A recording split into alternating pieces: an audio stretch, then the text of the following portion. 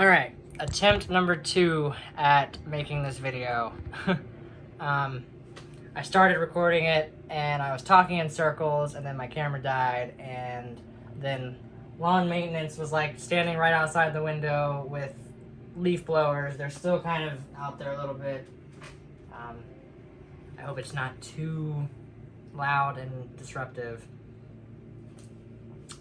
So it's been about 3 months since my last update video, so I figured it was time to make a new one. I always say this, but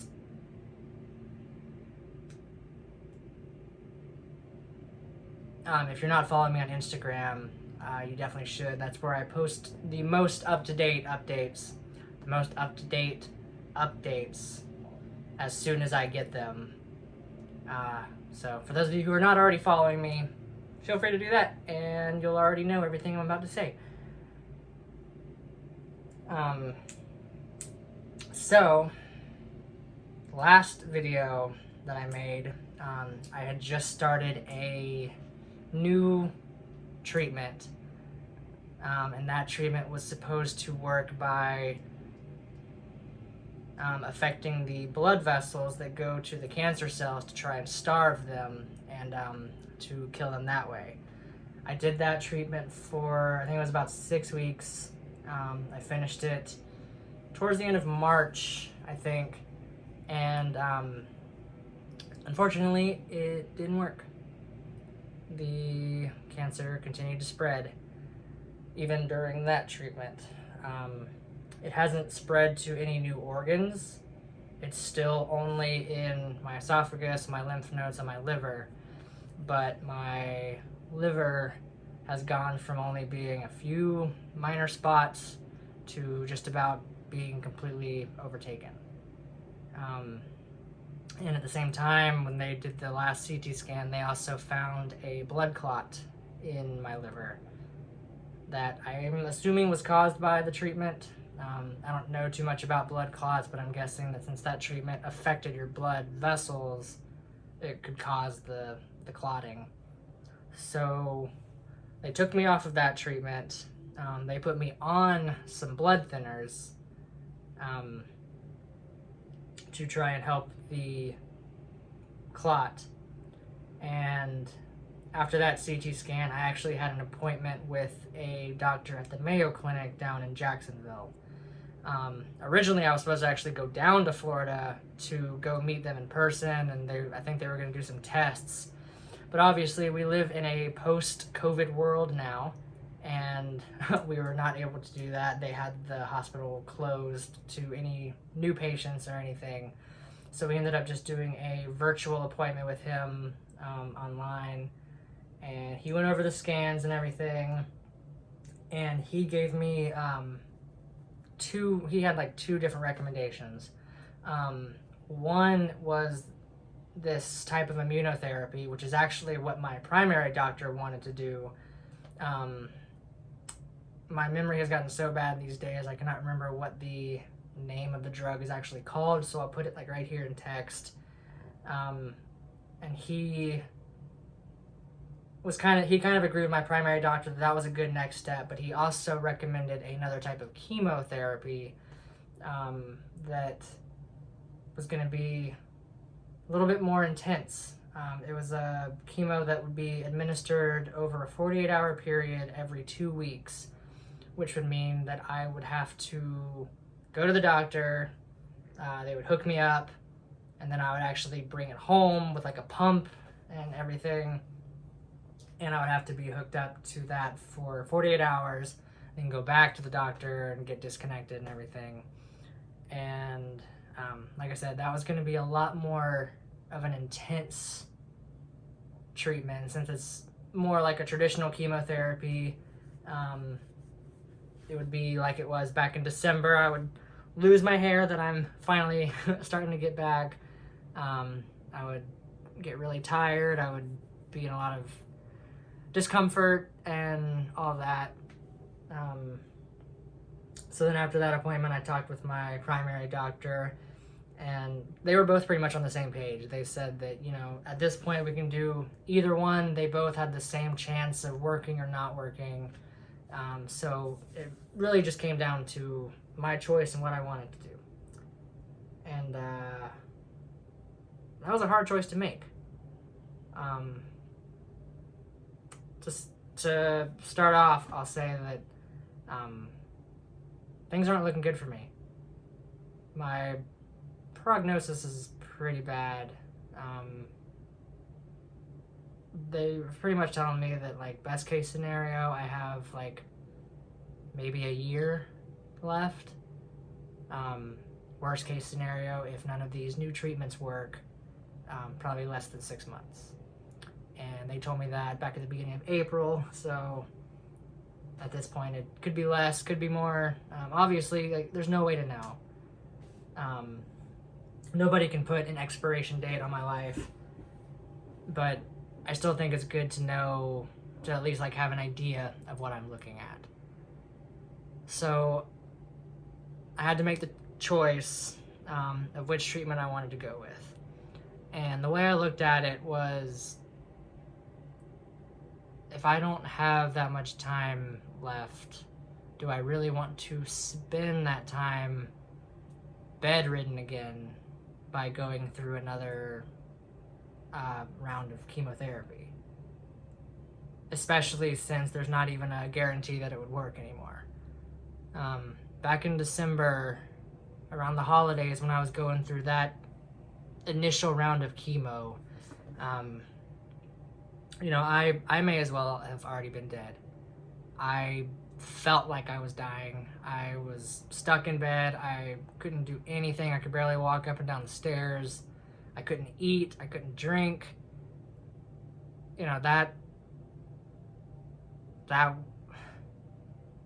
That's just not what I wanted to go through again.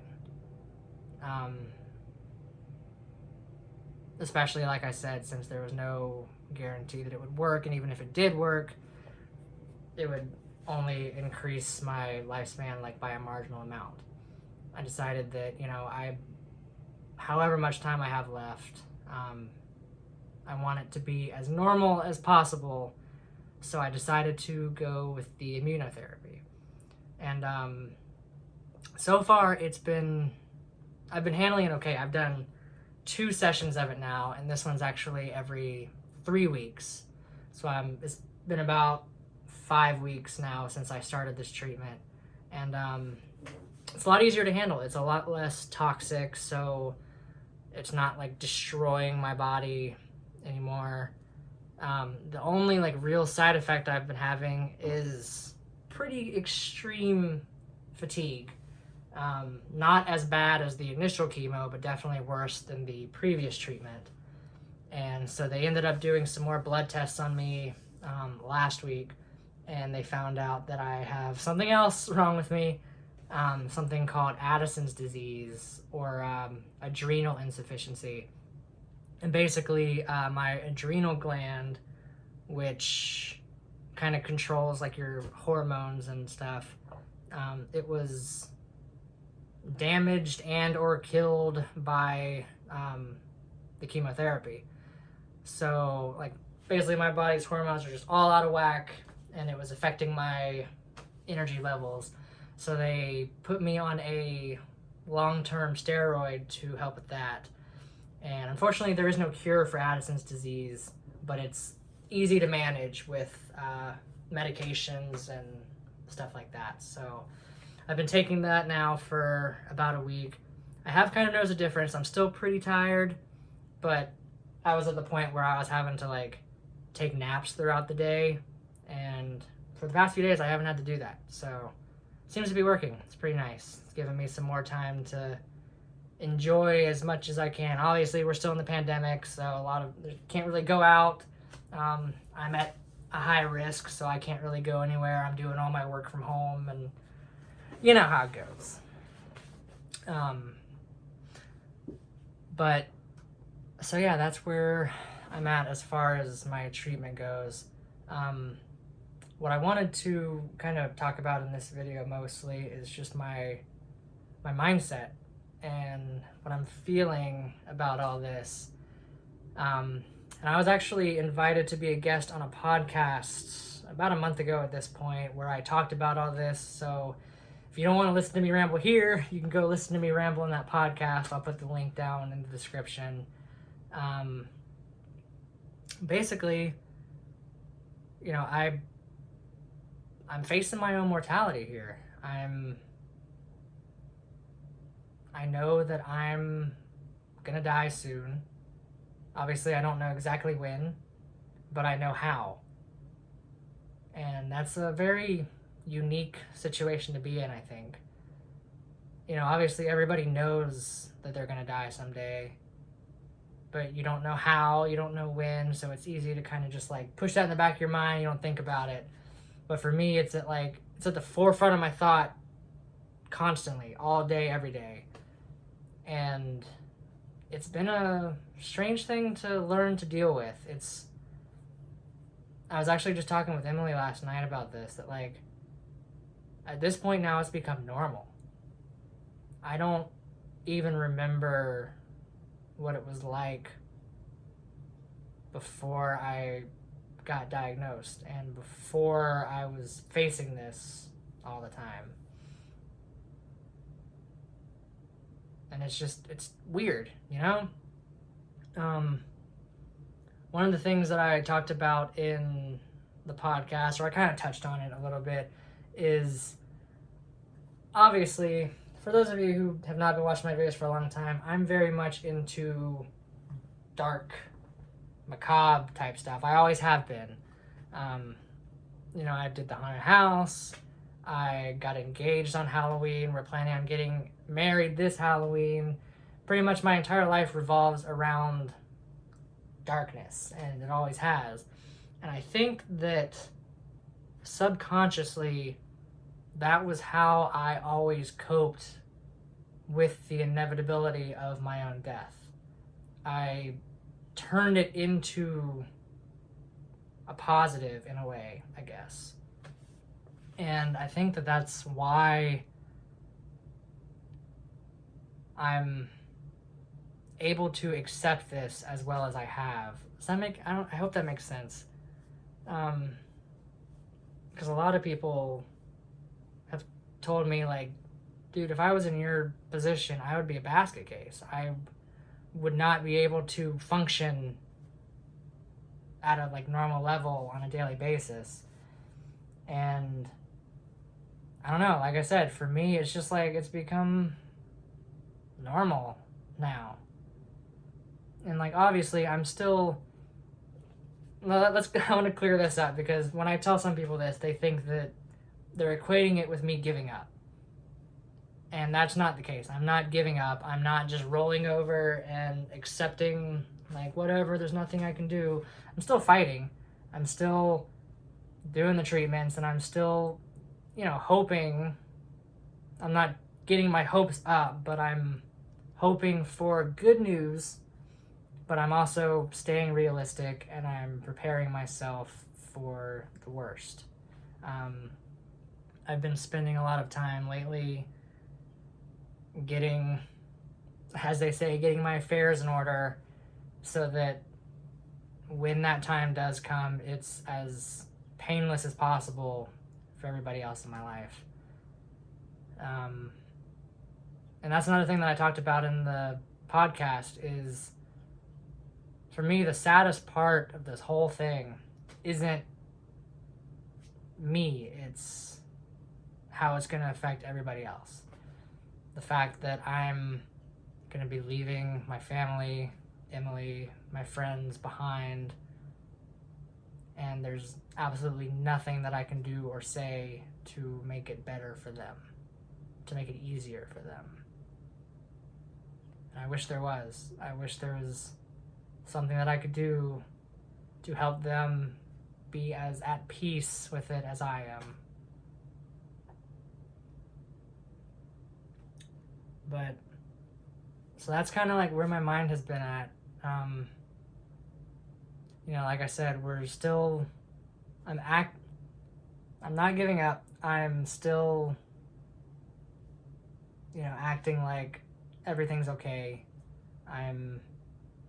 We're still planning our wedding for October, even though we know that there's a chance that I won't be around in October. But I don't want to just... I want everything to be as normal as possible. And however much time I have left, I want it to be its fullest. Obviously, right now, again, with the pandemic, I can't, like, check off stuff on my bucket list. But as far as, like, the immediate, like, surroundings and immediate life, if that makes sense, try to make it to its fullest. I know I've been saying this. I still want to get this YouTube channel back up and running. I still have so many ideas that I want to do, video series and stuff. With the pandemic, it has made it kind of hard because I can't go anywhere. Obviously, I'm at a much higher risk than most people, so I can't go out. But I'm still working towards that. And yeah, I guess that's all I really wanted to say in this video. Again, there's that podcast that I went into more detail. He asked me a lot more, like, in-depth questions, and I feel like I kind of talked in circles in that, and after listening back to it, I kind of wasn't happy with some of my answers, but I mean, you can still get an idea of how I've been feeling and stuff. But yeah, I guess that's where I'm going to leave it with this video.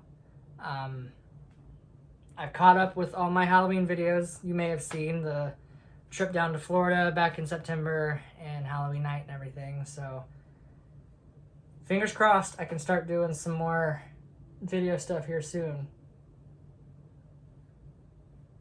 and get back to a sense of normalcy. So, as always, thank you guys for watching, and I will see you in the next video.